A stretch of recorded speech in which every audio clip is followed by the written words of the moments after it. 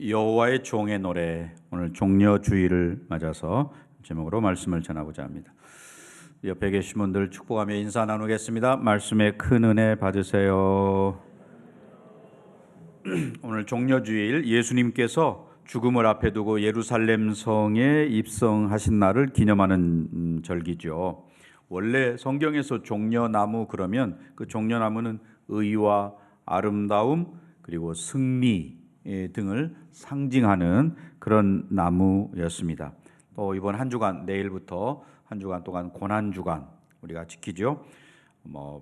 패션 위크라고도 하고 또는 홀리 위크, 거룩한 주간이라고도 하고 하는 고난 주간을 지키게 됩니다. 예수님께서 오늘 종려 주일에 나귀 새끼를 타고 예루살렘에 입성하실 때 많은 사람들이, 오늘 우리 찬양대회가 찬양했는데 겉옷을 그들이 길에다 펴고 또 종려나무 가지를 손에 잡고 흔들고 그러면서 호산나 다윗의 자손이여 찬송하리로다, 주의 이름으로 오시는 이여 가장 높은 곳에서 호산나, 이렇게 외쳤던 거지요. 호산나란 말, 우리를 구원하소서, 혹은 우리를 지금 구원하소서, 이런 뜻이 있습니다. 이미 스가랴 선지자를 통해서 스가랴서 9장 9절에 예언되어져 있었죠. 시온에 따라 크게 기뻐할지어다, 예루살렘에 따라 즐거이 부를지어다. 보라, 내 왕이 내게 임하시나니 그는 공의로우시며 구원을 베푸시며 특별히 겸손하여서 나귀를 타시나니 나귀의 작은 것 곧 나귀 새끼니라. 이미 나귀 새끼를 타고 예루살렘 성에 입성하실 것을 예언해 놓고 있습니다. 그래서 백성들이 막 호산나 이렇게 외쳤기 때문에 종려 주일, 다른 말로 호산나 주일 이렇게도 부르고 있는 거죠. 오늘 본문의 말씀 이사야서 50장 4절부터 9절까지를 종의 노래 이렇게 이야기를 합니다. 즉 하나님의 종이 겪어야 할 일들에 대해서 노래하고 있는 부분이다, 그런 말이죠. 여기 오늘 본문보다 조금 앞에 가서 50장 1절에 보면 이렇게 되어 있습니다. 나 여호와가 이같이 말하노라, 내가 너희의 어미를 내보낸 이혼 증서가 어디 있느냐, 내가 어느 체주에게 너희를 팔았느냐, 보라, 너희는 너희의 죄악으로 말미암아 팔렸고 또 너희의 어미는 너희의 배역함으로 말미암아 내보냄을 받았다, 이렇게 말씀하죠. 무슨 말입니까? 이스라엘이 그 이스라엘 백성들의 죄 때문에 바벨론에 끌려갔다, 그런 이야기입니다. 그러니까 이스라엘 백성들은 하나님을 향해서 원망하는 거죠. 하나님 왜 우리를 이렇게 내버려 두십니까? 이렇게 원망할 때 하나님께서는 뭐라고 말씀하시는 거예요? 나는 한 번도 너희를 버린 적이 없다. 시온에게 이혼 증서를 써준 일도 없고 또 너희들 내가 노예로 팔지도 않았다. 지금 너희들의 죄 때문에 타국, 즉 바벨론으로 끌려간 거야, 그런 말씀이거든요. 그래서 하나님께서는 지금 이스라엘과 맺은 그 언약은 여전히 유효하고 그 이스라엘 백성들이 죄 문제만 해결되면 언제든지 주님께 돌아올 수 있다, 이런 걸 말씀하고 있는 게 앞에 내용이거든요. 그러니까 하나님께서 이스라엘을 구원하시고자 그들을 찾았음에도 불구하고 이스라엘은 아무런 반응을 보이지 않았다는 말입니다. 그러니까 그 이스라엘 백성들에게 구원이 임하지 않은 것은 하나님의 문제가 아니고 이스라엘 백성들의 문제다. 여기 이사야서에 소위 그 종의 노래가 네 군데 나옵니다. 첫 번째가 42장, 이사야 42장 1절부터 9절까지가 제일 첫 번째 종의 노래거든요. 그 다음에 두 번째가 49장 1절부터 7절까지 또 나오는 종의 노래입니다. 그리고 세 번째가 오늘 본문의 말씀인 것이고 마지막 네 번째가 52장 13절부터 53장 12절, 우리가 잘 아는 종의 노래가 대표적인 게 이사야 53장으로 우리는 많이 알고 있는데, 이 종의 노래들의 배경이 바벨론 포로 시대인 것을 우리가 분명히 압니다. 그러니까 그 어려운 시절, 마치 우리나라 그 일제하에서 살던 시대와 같은 그런 어려운 시대를 배경으로 기록되었구나. 이 네 편의 종의 노래 중에서 특별히 오늘 본문이 되는 이 50장 4절부터 9절까지 세 번째 종의 노래가 종의 노래 중에서 가장 뛰어난 부분이다, 이렇게 학자들은 이야기를 합니다. 여기 내용의 핵심은 그거죠. 그 종이, 물론 여기서 여호와의 종은 예수님을 이제 상징하는 그런 내용이죠. 그 종이 사명을 감당하면서 당하는 그런 아주 혹독한 고통을 노래하는 그런 내용입니다. 하나님을 믿는 저와 여러분 신앙인들에게 있어서 큰 고민이 있다면, 왜 의로운 사람이 고난을 당해야 하는가라고 하는 그런 문제, 이건 악의 문제와 연결되어 있죠. 그래서 신학자 바빙크라는 사람은 그런 이야기합니다. 이 존재에 관한 질문 다음으로 인간의 지성을 당혹스럽게 만드는 것은 바로 악의 문제이다, 이렇게 이야기를 했는데요. 하나님께서 정말 의로우시고 전능하신 하나님이시라면 착한 사람에게는 상을 주고 악한 사람에게는 벌을 내리고, 소위 그 권선징악, 이렇게 돼야 되는데 세상은 늘 그렇게 돌아가지 않더라. 그것 때문에 고민하는 겁니다. 악한 사람이 오히려 더 잘 먹고 잘 살고 잘 되는 거, 심지어는 남의 것을 빼앗고 남을 속이고 또 야비하게 하면서도 양심의 가책도 안 받고 잘 살고, 개인적으로도 그렇지만 국가적으로도 남의 나라 침략해서 빼앗고 이런 사람들이 잘 살고, 또 반대로 정말 저 사람은 법 없이도 살 사람이다라고 하는 착한 사람이 계속해서 장애를 가지고 태어나기도 하고, 또 원치 않는 질병을 만나기도 하고, 또는 남에게 속아서 재산을 다 날리기도 하고, 또 뜻하지 않은 불의의 사고를 만나기도 하고. 그렇다면 하나님은 정말 이 세상을 방관하시는 거냐? 소위 말하는 이신론자들이 말하는 것처럼 멀리서 그냥 팔짱 끼고 구경하고 계시는 거냐? 아니면 하나님에게 그걸 바꿀 만한 능력이 없으셔서 그러는 거냐라고 하는 거죠. 그런 고민이 있다는 것입니다. 자, 오늘 본문 4절 말씀을 우리 함께 읽어보겠습니다. 주 여호와께서 학자들의 혀를 내게 주사 나로 곤고한 자를 말로 어떻게 도와줄 줄을 알게 하시고 아침마다 깨우치시되 나의 귀를 깨우치사 학자들 같이 알아듣게 하시도다. 네, 여기 별 소개 없이 종이 등장을 하는 그런 내용이 4절 말씀인데, 지금 이 종이 하는 이야기는 뭡니까? 내가 정말 이를 악물고 이 고통을 참아내면서 하나님을 배반하지 않겠다라고 하는 그런 뜻으로 지금 하는 이야기거든요.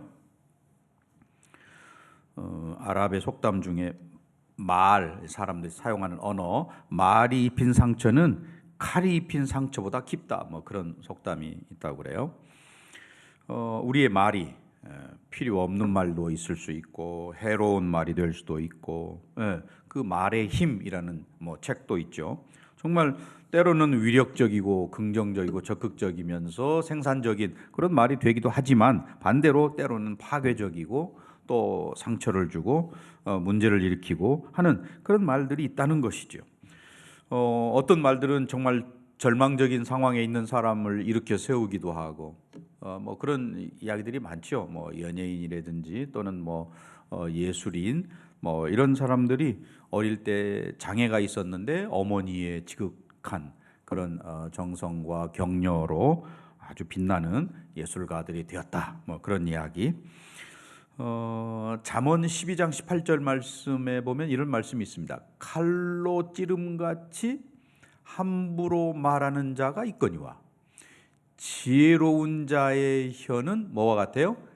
양약과 같으니라 그랬습니다. 영어 성경에서는 양약과 같다 이 말을 힐링을 가져다 준다 이렇게 그런 표현으로 사용하고 있습니다. 예수님께서 승천하신 후 부활하신 다음에 이 땅에 40일 동안 계시다가 승천하셨는데 그 승천하신 후에 거기 사람들이 500여 형제가 모여서 기도했었습니다. 그리고 중간에 이제 많이 흩어지고 해서 120명만 남았지요. 그 120명이 모여서 기도할 때에 놀라운 역사가 성령 강림의 역사가 그들에게 나타났었습니다. 그런데 그 성령 강림의 역사가 나타날 때에 제일 먼저 나타난 현상이 뭐였냐면 우리가 말하는 방언이라는 거였습니다. 각 나라 여러 나라에서 사람들이 모였는데 다 자기네 나라 말로 들리는 거지요. 다른 언어들을 알아듣는 그런 놀라운 일이 있었습니다. 결국 이 소위 그 방언의 현상을 이렇게도 이야기할 수 있는 거죠. 성령 하나님에 의해서 성령님으로 인해서 소위 그 사람들 거기 모였던 120명의 사람들의 혀가 통제를 받는 그런 일. 성령님에 의해서 이 혀가 통제를 받는 게 이게 방언이었구나. 왜냐하면 그 사람들이 이제 세상에 나아가서 그리스도의 증인이 되어야 할 아주 중요한 인물들이었습니다. 그래서 그들이 변화되어야 할 가장 중요한 변화가 바로 이 말, 혀라는 거. 이것 때문에 성령께서 제일 먼저 오순절 다락방에 모였던 사람들에게 나타났던 현상이 그들의 혀를 성령께서 통제하시는 그런 사건이었습니다. 그런 점에서 오늘 이 시대를 사는 우리 그리스도인들도 마찬가지죠. 우리의 혀가 변해야 된다. 그래서 이 여호와의 종도 제일 먼저 기도하기를 주 여호와께서 학자들의 혀를 내게 주사라고 이렇게 기도하는 거죠. 정말 격려하고 세워주고 할 수 있는 특별히 권고한 자, 이 권고한 자는 이스라엘을 말하는 포로로 잡혀간 이스라엘 백성들을 말하는데 그들을 도와주고 위로하고 하는데 그 4절에 자세히 보시면 나로 권고한 자를 말로 어떻게 도와줄 줄을 알게 하시고 라고 되어 있습니다. 그 고달프게 살아가는 포로 생활하는 힘들고 어렵게 살아가는 그들에게 말로 그들을 위로할 수 있도록 내게 학자들의 혀를 주세요. 이렇게 기도하는 것입니다. 즉 그들의 문제, 포로로 잡혀간 문제를 직접 내가 어떻게 해결할 수는 없다. 그 바벨론이라는 나라를 무너뜨리고 해야 되는데 그렇게 할 힘은 없지만 말로 그들을 도와줄 수 있다라는 것입니다. 오늘날도 여러 가지 사회적인 문제 이런 것 때문에 아파하는 성도들이 많이 있습니다. 그들 우리가 일일이 어떻게 해결해 줄 수가 없죠. 옛말에 가난은 나라님도 구제를 못한다. 그런 이야기가 있는데 일일이 다 그런 문제들을 해결해 줄 수는 없습니다. 그런데 여기 오늘 여호와의 종이 기도하는 대로 말로 그 말을 다른 말로 하면 하나님의 말씀으로 이렇게 번역할 수 있겠죠.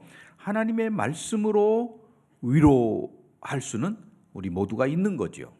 그런 점에서 오늘 여호와의 종의 기도 또한 오늘 저와 여러분의 기도도 마찬가지죠. 우리도 정말 힘들고 어려운 지체들을 하나님의 말씀으로 위로하고 격려할 수 있도록 저와 여러분이 그렇게 되어야 한다. 이 빈말하고 진정성 있는 말하고는 금방 알 수 있죠. 금방 구별이 되지요. 하나님의 말씀으로 우리가 위로할 때 그것은 진정성 있는 그런 이야기가 되는 것이죠.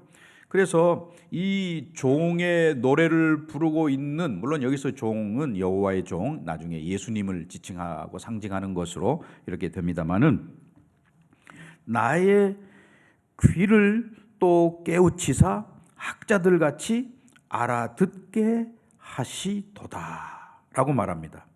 네. 학자의 혀를 달라고 했던 이 저자는 학자들 같이 알아듣게 하셨다. 나의 귀를 깨우치사 그렇게 하셨다 하는 거죠. 하나님의 말씀을 알아들을 수 있는 귀, 들을 귀라고 성경은 표현하고 있는데, 그 들을 귀를 허락해 주셔서 하나님 말씀을 깨달아 잘 알아듣는. 네. 그러니까 오늘 여기 학자라는 이 단어 속에는 결국 가르치다라는 것과 가르침을 받다라는 게 동시 두 가지 개념이 다 들어있는 그런 단어지요. 여호와께서 가르치는 자들의 혀를 나에게 주셔서 곤고한 자들을 말로 이렇게 위로할 수 있게 하시고, 또 아침마다 나의 귀를 깨우쳐서 그 스승의 가르침을 잘 경청하는 이 제자들 같이 그렇게 잘 알아듣게 해 주세요. 이렇게 기도하는 게 바로 4절의 말씀인 것이죠. 그런 점에서 우리가 이 하나님의 말씀으로 가르침을 받지 않으면 사실 우리는 그저 내 상식 아니면 내 경험 이런 것들에만 의존되어 살아갈 수밖에 없는 그런 존재라는 것이죠. 여호와의 종은 그래서 5절도 우리 한번 같이 읽겠습니다. 주 여호와께서 나의 귀를 여셨으므로 내가 거역하지도 아니하며 뒤로 물러가지도 아니하며. 네. 여호와의 종은 하나님의 말씀에 귀가 열렸다라고 말합니다.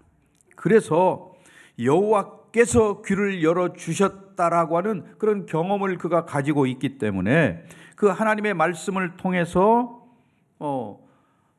그런 어떤 놀라운 능력을 경험하게 되는 거예요. 소위 그 말씀의 빛이 그에게 들어온 것이지요.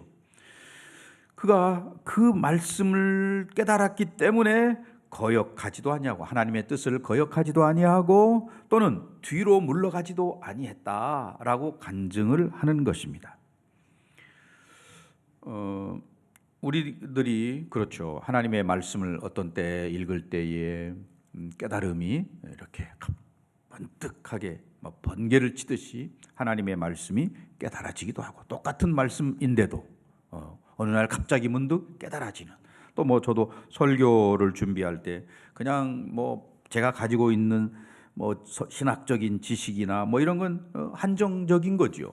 그래서 때로는 다른 책들을 참고하기도 하고 주석을 보기도 하고 그러는데, 그것만 가지고는 또 안 되는 거죠. 계속해서 말씀을 묵상하고 그럴 때 때로는 꿈속에서도 아니면 길을 가다가도 또 깨우침과 떠오름이 이렇게 생각나기도 하고 하는 것이죠.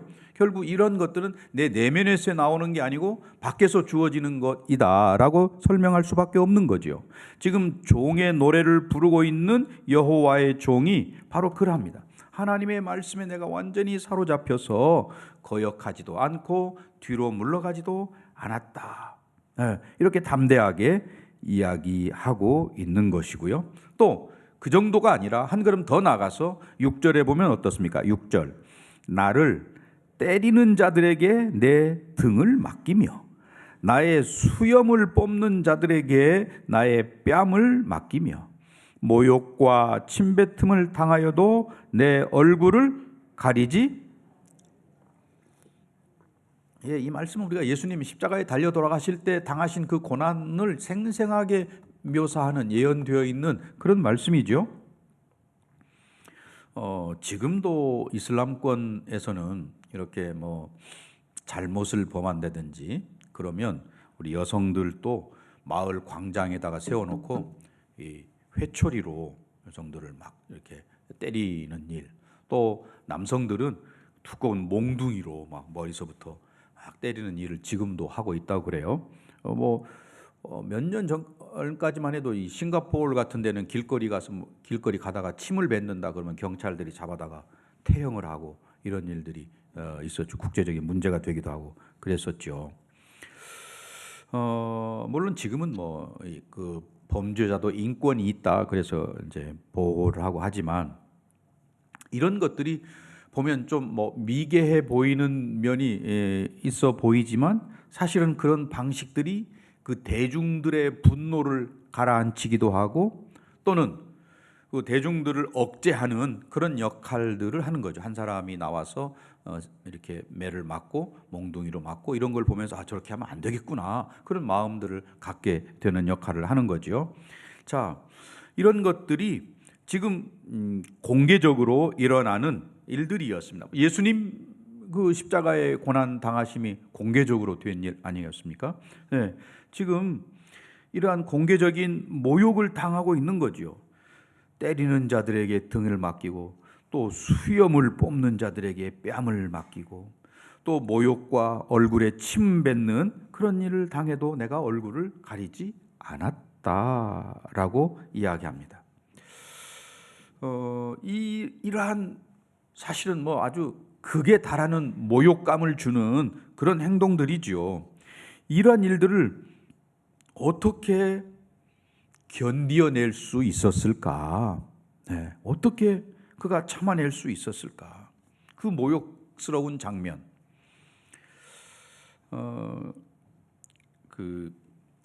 꽤 오래전에 남서울 은혜교회를 담임하셨던 홍정길 목사님 교회가 이제 미랄 복지재단을 세우고 그 미랄 학교, 장애인들이죠, 특수학교, 자폐 아들을 가르치는 그 특수학교를 남서울 은혜교회가 예배당 짓는 걸 우리가 포기하는 대신에 그 학교를 짓자 이렇게 결의를 하고 강남구 일원동에다가 미랄 학교를 세우고자 했습니다. 그때 지역 주민들이 굉장히 반대를 많이 했어요. 사실은 이제 그 학교가 들어오면 주변 땅값이 떨어진다라고 하는 거고, 이제 표면적으로는 그 학교 초등학교 세울 부지인데 왜 초등학교를 세워야지 미랄 학교 장애인 학교를 세우냐 이제 이렇게 반대를 했었는데, 그 장애인 부모님들이 마을 주민들 찾아가서 마을 주민들에게 무릎 꿇고 막 눈물로 호소하는 그런 장면이 신문에 보도된 적이 있습니다.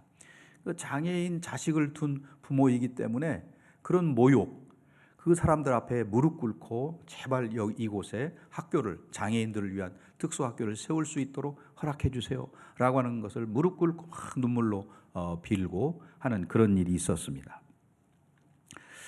나중에 이제 어떤 그 인터뷰에 보니까 그 학교 때문에 땅값 떨어진 일이 없었다. 이제 그 주민들이 그때 반대하고 데모했던 분들 중에 이제 그런 인터뷰하는 글도 봤는데요.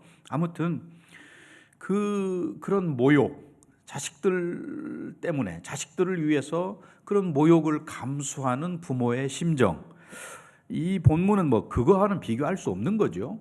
예수님께서, 창조주이신 예수님께서 이 지렁이 같은, 미물 같은 인생들이 예수님을 향해서 때리고 침뱉고 막 욕하고 옷을 나눠 갖고 뭐 이런 걸 보면서 참으셔야 했던 그 예수님의 심정을 우리는 조금 이렇게 엿볼 수 있는 것이죠. 자, 그래서 어떻게 이런 고통, 모진 수모를 참아낼 수 있었느냐, 그 답이 7절에 나옵니다. 7절 우리 함께 읽겠습니다. 주 여호와께서 나를 도우심으로 내가 부끄러워하지 아니하고 내 얼굴을 부싯돌같이 굳게 하였으므로 내가 수치를 당하지 아니할 줄 아노라. 네, 여기 또 9절에도 비슷한 말이 나오죠. 보라, 주 여호와께서 나를 도우시리니. 7절에서는 나를 도우심으로 이렇게 말하고 또 9절에서는 도우시리니 이렇게 이야기하는데, 하나님의 도우심, 하나님께서 함께 하심, 그것으로 인해서 이 모진 모욕감과 고통을 참아냈다라는 것입니다. 물론 현대인들은 하나님의 도우심 이런 거 생각지도 않고 내가 내 힘으로 아니면 내가 가진 권력과 돈의 위력으로 이렇게 하겠다고 그러는데, 여기 여호와의 종은 하나님께서 나를 도우심으로 내가 그 모욕을 참을 수도 있고 또 뒤로 물러가지 아니하고 굳세게 하고 앞으로 나아갈 수 있게 되었다라고 이야기합니다. 그러니까 내가 지금 이런 모욕과 고난과 수치를 당하는 게 하나님의 뜻이야, 그런 말이죠. 지금 유대인들이 바벨론의 포로로 잡혀갔습니다. 포로로 끌고 갈 때에는 그 바벨론 사람들은 그 포로로 잡혀온 유대인들을 향해서 너희들은 이제 유대인으로 사는 게 아니고 이 땅에 와서 바벨론 사람으로 살아라, 이렇게 요구하는 거잖아요. 우리나라도 일제가 이렇게 통치하면서 어땠습니까? 창씨 개명, 이름도 일본식으로 바꿔라. 또 우리의 언어도 한국말 쓰지 말고 일본말 써라. 또 신사, 일본 사람들이 섬기는 신에게 가서 절해라, 이렇게 하는 그런 것들이 있었습니다. 그 사람들이 요구하는, 바벨론 사람들이 말하는 그 요구를 그대로 따르고 순종하면 사는 건 편하겠죠. 편하게 살 수 있을 겁니다. 그런데 오늘 여기 여호와의 종, 또 오늘 본문의 말씀에 보면 그 바벨론 제국의 요구를 따르지 않는 게 하나님의 뜻이야. 그리고 그 뜻을 따르면 많은 불이익이 주어지는 거죠. 미운 털 박히고 또 박해를 받고 또는 때로는 체포되어서 끌려가기도 하고. 그러나 그런 모욕과 수치, 그리고 하나님의 뜻을 지키며 사는 것, 이것이 하나님의 뜻이야 라고 이야기를 하고 있는 것입니다. 그렇게 어려움을 하나님 도우심으로 이겨내는 그들을 향해서 하나님은 뭐라고 말씀하시느냐. 자, 7절 다시 보시면, 주 여호와께서 나를 도우심으로 내가 부끄러워하지 아니하고 내 얼굴을 부싯돌같이 굳게 하였으므로 내가 수치를 당하지 아니할 줄 아노라. 그 다음에 나를 의롭다 하시는 이가 어떻게 계세요? 가까이 계시니 나와 다툴 자가 누구냐? 나와 함께 설지어다. 나의 대적이 누구냐? 내게 가까이 나올지어다.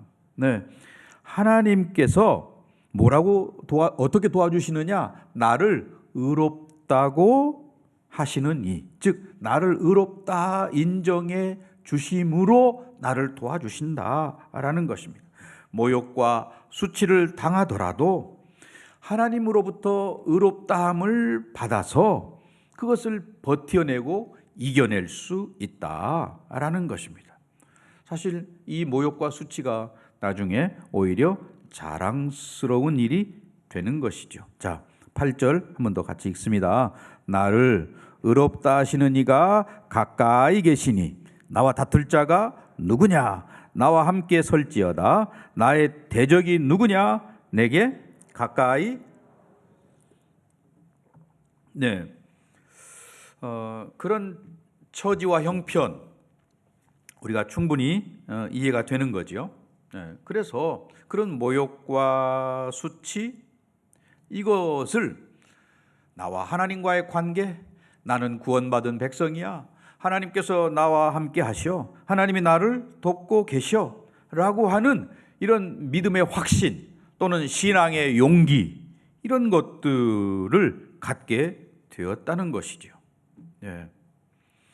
지금 오늘 이 저자가 강조하는 8절에서 말하고 있는 나를 의롭다 하시는 분이 가까이 계시다. 그 하나님께서 나와 함께 하신다, 그 말이죠. 가까이 계신다, 함께 하신다. 그것을 오늘 여호와의 종은 느끼고 있다는 거죠. 마찬가지로 오늘 저와 여러분도 그것을 느껴야 될 줄 믿습니다. 하나님 나와 함께 하신다. 하나님 늘 나를 돕고 계시다. 그러면 우리가 사는 모습이 다르죠. 부모 없이 어떤 시설에서 자라나는 아이들과 부모님과 함께 이렇게 살아가는 아이들은 어딘가 모르게 다르죠. 이렇게 보면 다릅니다.